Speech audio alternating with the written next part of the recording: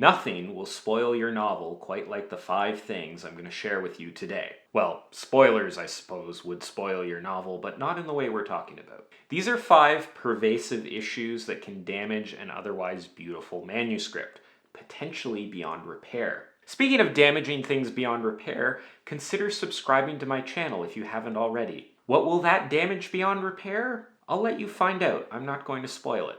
Alright, thing number 1 that could ruin your novel: not confirming reader expectations, both at the outset and throughout the story. Whether they realize it or not, the reader is walking into your novel with some set of expectations for what the story is going to be. Our brains are constantly acting based on expectations. When I reach for a pan handle, I'm assuming it's cold.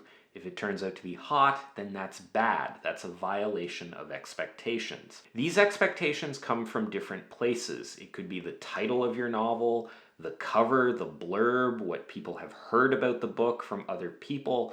Whatever it is, they are coming to the novel with some kind of expectation. Some of these expectations start before the reader even begins reading, and some of them develop as they read the story.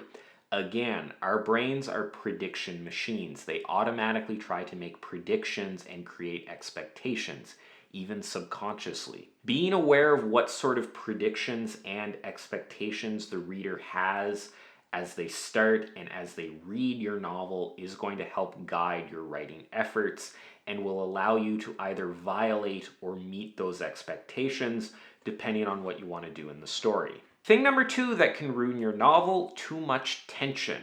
Tension is created through uncertainty and exists in this sort of sweet spot between a really certain positive outcome and a really certain negative outcome. Tension is often talked about as this thing that you just want to maximize, that more tension is good and less tension is bad. Now, there are certain genres, namely thrillers, where more tension usually equals better story, but thrillers are just about tension. That's their whole shtick. In other genres, you do want to make sure you have tension, but having the most tension possible is generally not what you want to strive for. Most really good novels actually raise and lower the tension throughout the story to create different effects.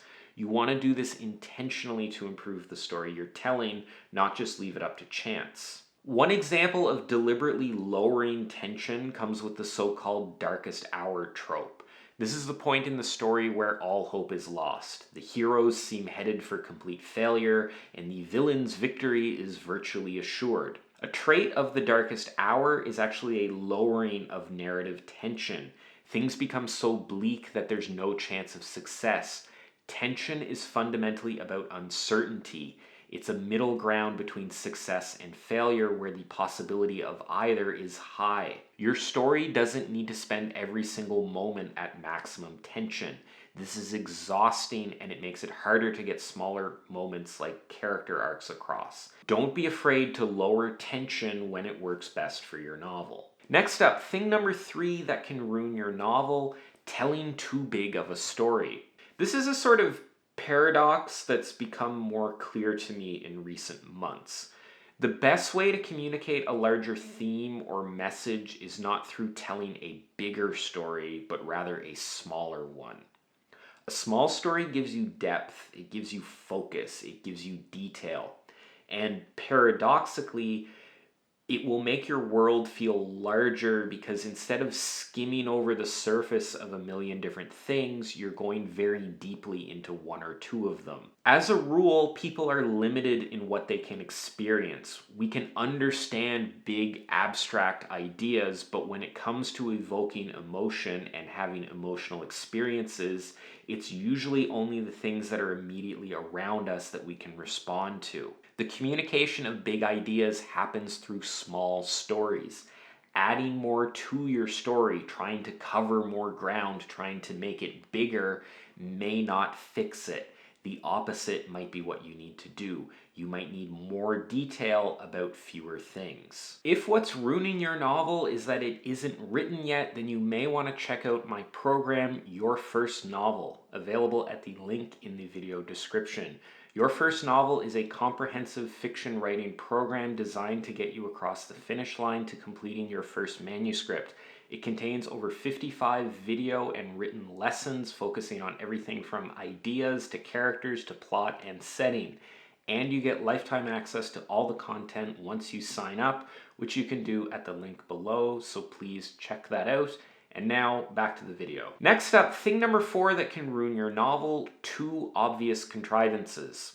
The difficult truth that neither readers nor writers often really want to acknowledge is that any story is inherently contrived. The events and characters and the plot are all deliberately mashed together and arranged for maximum narrative impact.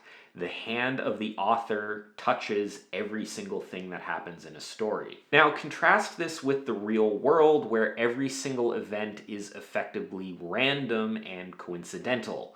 You meeting your future spouse is a complete coincidence. You getting hit by a bus crossing the street is just bad luck. Or you may have pissed off the bus driver. Regardless, these things are coincidental, they're not contrived. You can run into problems with your novel when the hand of the author and the resulting contrivances become too obvious to the reader. When a character that should be disliked based on their behavior is lionized and adored by the other characters because the author really, really likes that character, that's an obvious contrivance that the reader is going to see.